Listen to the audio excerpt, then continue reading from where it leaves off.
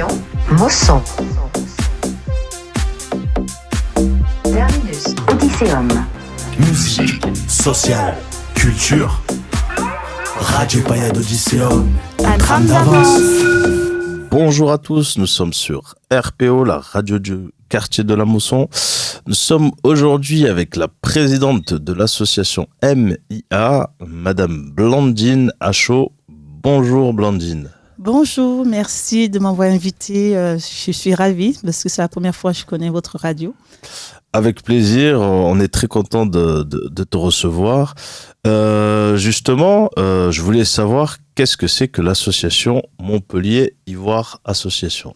Alors, je me présente, donc Blandine Achaud, la présidente de l'association Montpellier Ivoire Association, donc qui est une association ivoirienne. Donc, l'objectif de cette association, vraiment, c'est promouvoir la culture ivoirienne à travers tous nos thématiques, nos événements, aussi accueillir et aider les étudiants, les réfugiés, les travailleurs, et en collaboration avec les autres associations, de travailler avec les autres associations et aussi avec la ville de Montpellier. Et Blandine, justement, comment t'es venue l'envie de t'engager dans l'associatif comment est née cette envie? Alors, cette envie, c'est grâce à l'ancien président qui s'appelle Benjamin Aka, qui a présidé pendant 8 ans. Il avait envie de donner la main. Et puis, il est venu me voir un jour et puis m'a dit, voilà, je sens que tu seras vraiment apte à me remplacer. Et moi, je ne me trouvais pas du tout capable parce que je suis quelqu'un de réservé et timide.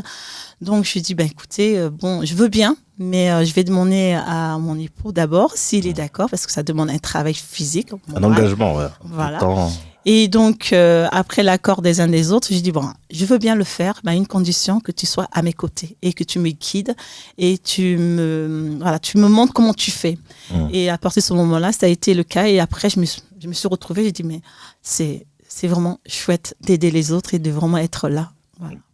Donc tu étais avant d'être présidente, tu étais bénévole au sein de cette association et cette association c'est vraiment un repère pour la communauté ivoirienne sur Montpellier. Alors moi je vais prendre mon cas. Donc moi je suis venue très petite en France, donc à l'âge de 10 ans. J'ai plus, on va dire, le côté française que le côté ivoirienne. Grâce à l'association, ça m'a permis de redécouvrir mes origines et de connaître les valeurs qui étaient enfuies en moi, se sont réveillées. Et je me suis dit, mais c'est ça qu'il faut. Donc c'est dans les deux sens, c'est un échange culturel dans les deux sens. Voilà. D'accord. Et cette association existe aujourd'hui depuis combien d'années ? Alors cette association, ça fait depuis 2002, janvier 2002. Donc, ça fait 20 ans, puisqu'on est en 2022. D'accord. D'où les 20 ans. Les festivités qui approchent. Voilà. D'accord. 20 ans justement, où vous aidez la communauté ivoirienne à Montpellier. Donc, par exemple, lorsqu'un étudiant vient sur Montpellier, comment vous l'accompagnez? Comment vous l'aidez? Alors, avant qu'il arrive, les étudiants en général nous contactent. Pour les attestations que tout le monde connaît, pour qu'ils puissent intégrer, parce que sans cette attestation, ils ne peuvent pas venir en France, même si c'est des étudiants brillants. Et quand ils arrivent, quand ils ont obtenu cette attestation, ils viennent vers nous, on les intègre avec les autres étudiants pour le montrer, on leur dit les codes, parce qu'il y a des codes en France qu'il n'y a pas. Bon, je donne un exemple, un étudiant qui va aller vers une jeune fille, qui va dire bonjour, tu veux qu'on travaille ensemble. S'il va chez lui, chez la personne pour travailler, en Afrique, c'est comme si vous êtes en accord. Mais en France, c'est simple, un travail. Donc, il y a des petits codes qu'on met en avant. Faites attention, les codes ne sont pas pareils qu'en Côte d'Ivoire, qu'en France. Parce que ça peut, on va dire, induire en erreur. Voilà. C'est vrai. Justement, vous jouez ce rôle-là d'apprendre les codes, certains codes de la vie en société en France. Et est-ce que vous avez aussi des seniors dans votre association? On va dire la sagesse, on appelle ça en Afrique.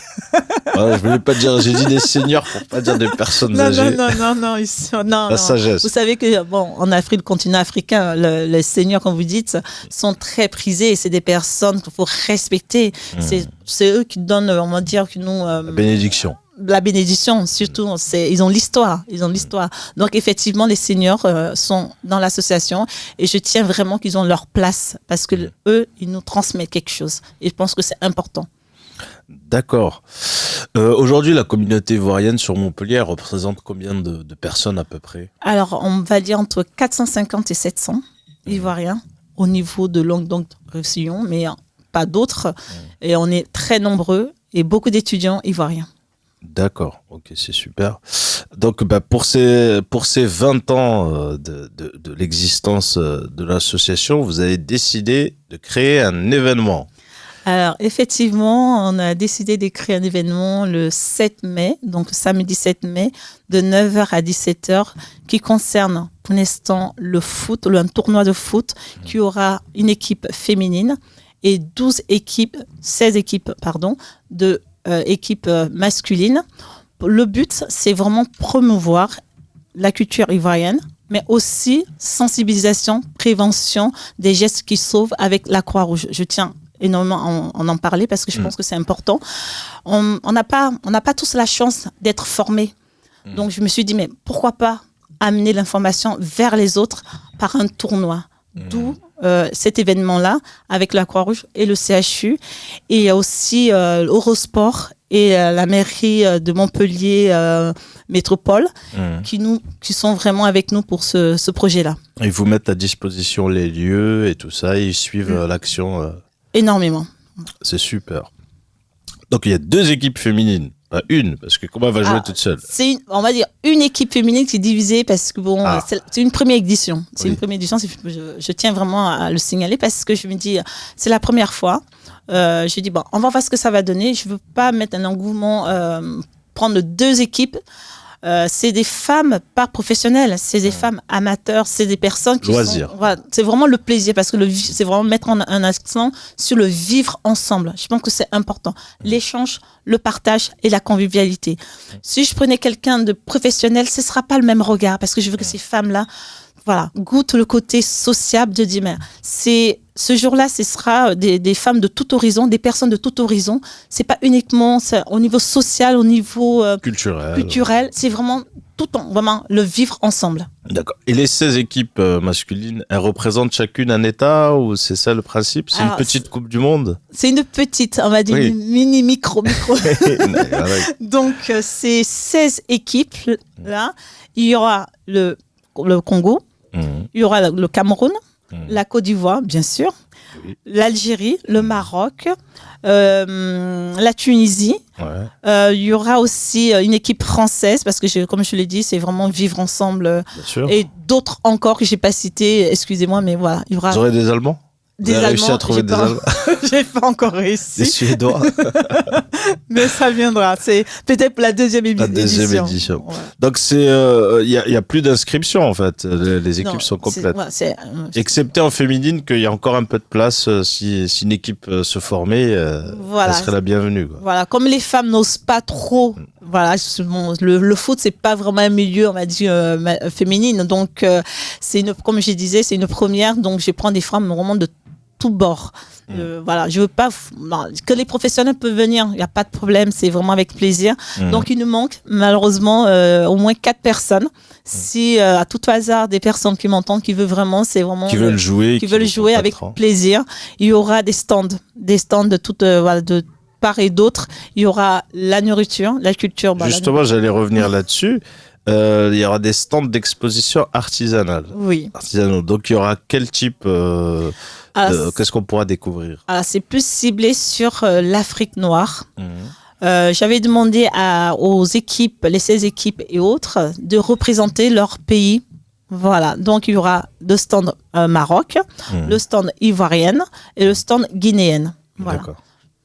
Et on pourra découvrir, je sais pas moi, pour le Maroc, des babous, je dis au hasard, d'un tagine, de la poterie. C'est l'association Esprit Libre qui va représenter parce qu'ils ont un objectif pour récolter des fonds pour aider des femmes à aller au Maroc pour les vacances. Donc c'est dans la démarche. Voilà, c'est cette démarche-là, ça va dans le sens de mes valeurs. D'accord. Et pour le stand de découverte culinaire, il y aura aussi toutes les... Toutes. On pourra tout découvrir. Au niveau Côte d'Ivoire, c'est le garba. Le garba, c'est le couscous de manioc avec du poisson frit. C'est le thon. D'accord. Après, la loco, en général, tout le monde connaît. À loco, oui. Voilà, il y aura des brochettes, des brochettes de poulet, des merguez, des saucisses. Épicées, mais mixées, parce que moi-même, l'épice, c'est pas trop mon truc, donc j'ai demandé que ça soit un peu allégé pour que tout le monde puisse prendre le plaisir de manger librement. D'accord. Et le stand de la Croix-Rouge, toute la journée sensibilisera autour des gestes de premier secours. Voilà. La Croix-Rouge va commencer à faire la démonstration de 9h30, à partir de 9h30, avant l'ouverture des matchs, parce que c'est important. Donc, elle va faire une démonstration et après, elle aura un stand à côté où les personnes qui sont curieux, qui ont envie d'être formées ou de prendre des informations, ils viendront à ce stand-là et voilà, ils seront prêts à donner des explications à leurs questions. Et vous pensez que c'est vraiment très important, surtout même quand on joue au foot. Je vous dis un exemple. Des mamans, leurs enfants jouent au foot et sait-on jamais, un enfant trébuche et se fait un bobon. Il faut connaître tous ces gestes de premier secours. Je pense que un malaise ou quoi. Donc, c'est très utile. Je pense que c'est très important, c'est le départ. C'est le départ, je pense, de savoir les gestes de premier secours. Moi-même, je suis aide-soignante à l'hôpital de Montpellier, donc en rééducation fonctionnelle. Et je vois des personnes en rééducation, des accidents, on va dire, il n'y a pas d'accident bête. Et ces personnes-là, peut-être, si il y avait quelqu'un... Voilà. Donc, d'où l'idée de vraiment que j'étais sensible, parce que autour de moi, par rapport à mon métier, je me suis dit, non, tu as la chance d'être à l'hôpital, d'être des formatrices.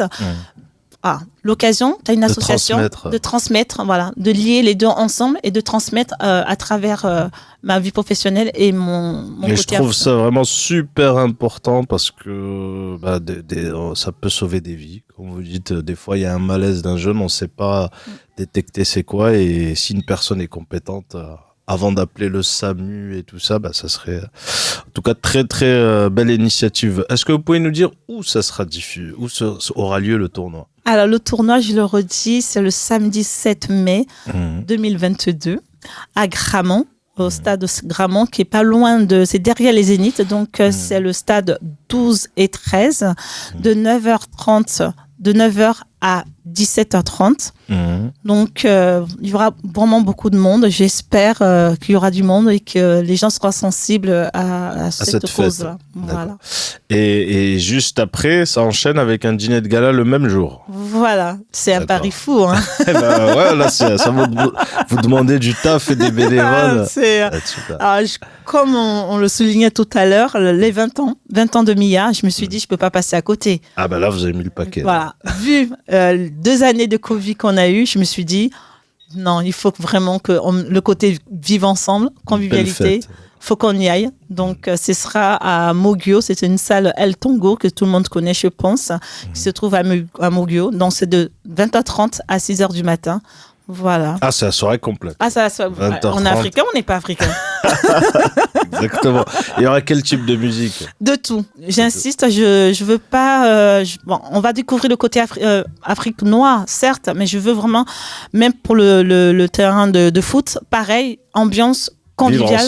Vivre ensemble. Voilà, de tout. C'est pas uniquement le côté... C'est quoi le style musical important en Côte d'Ivoire? Là, c'est question piège, là. Je suis curieux. Alors là, vous posez... Parce que je sais que c'est les Congolais qui sont vraiment... c'est les plus festifs, on va dire, en Afrique. Les Congolais, les années 80, parce que je suis arrivée on va dire, en 1983 en France. Et 90, c'était à la page. Toutes les boîtes de nuit, c'était les Congolais. Et puis, il y a eu les Ivoiriens. Les Ivoiriens, et quand il y a eu la guerre, ils se sont un peu ternis. Et puis, il y a eu les Nigériens qui sont en masse. Voilà, donc, c'est anglophone un peu, je crois. Anglophone, oui, c'est anglophone. Donc, je pense qu'il va y avoir un mixage de tout ça. Et du coupé décalé, tout ça. Tout. D'accord. Mapuka pour ceux qui sont... Mapuka aussi. Ils sont calés. Gars. Voilà. Donc, et pour y aller, il y a une ligne de tram. Alors, c'est la ligne 3. Donc, vous descendez à Boirag. Il y aura des navettes de 20h30, 21h30 et 22h30 pour ceux qui ne sont pas véhiculés. On a mis des choses en place pour pouvoir permettre à tout le monde de vraiment s'oxygéner. D'accord, pour pouvoir, comme vous avez dit, ceux qui n'ont pas le véhicule, ils pourront y aller. Ils vont à l'arrêt Boirag de la ligne 3 et après, il y aura les navettes. Les navettes. D'accord. Et j'avais encore des questions. Est-ce qu'on peut vous retrouver sur les réseaux sociaux ? Oui, c'est Montpellier Ivoire Association. D'accord. Et là-dessus, il y aura toutes les infos si on veut participer. Et donc, Instagram, pas encore. Alors, je suis de Voilà, merci. on revisite un petit peu notre côté marketing, voilà, tout ce qui est communication, parce que voilà, j'essaie de tout changer pour pouvoir être visuel et être vu. Je pense que c'est important, puisque maintenant, c'est les réseaux sociaux qui marchent énormément, même si le côté communication à l'ancienne existe. Fonctionne toujours. Et vous êtes incubé à Yeobi. Voilà. La fédération de Yobi, on s'est associé avec eux pour pouvoir s'agrandir, parce que je tiens à lui dire aussi, c'est que moi, l'association ivoirienne, je veux pas simplement que ça soit communautaire. Je veux que ça soit une ouverture à l'autre. Voilà. Est-ce que tu peux nous parler justement de Yeobi, le lieu, c'est un lieu interculturel où justement plein d'associations se retrouvent là-bas. Est-ce que tu peux nous le décrire rapidement ? Alors, Yobi, c'est Fessoal, pour ceux qui le connaissent, qui est un homme vraiment génial, qui est vraiment disponible pour toute question. On peut l'appeler à n'importe quelle heure. Il n'est jamais fatigué, il râle jamais. Il est vraiment... Donc, il donne la possibilité aux associations vraiment d'être vues, d'être connus, et pour des artisanales, entre parenthèses, c'est vraiment de mettre en lumière ces personnes-là et donner la chance. Je pense que c'est important de donner la chance à l'autre d'exister. D'accord. On peut vous retrouver, passer par Yeobi pour vous rencontrer, tout ça. Vous êtes là-bas. Voilà. D'accord. Eh ben, retrouvez les 20 ans de Mia samedi 7 mai à 20h30 pour la soirée de gala, et pour le tournoi de foot, c'est à Gramont à partir de 9h. Et ils sont sur les réseaux sociaux, c'est Montpellier Ivoire Association. Merci beaucoup Blandine d'être venue nous voir. Je vous remercie. Et on va essayer de venir nous aussi à cette belle fête. Merci beaucoup. On vous remercie, passez à bientôt. À bientôt, merci pour l'invitation. Destination Mosson. Terminus Odysseum. Musique, social, culture. Radio Paya d'Odysseum. Un tram d'avance.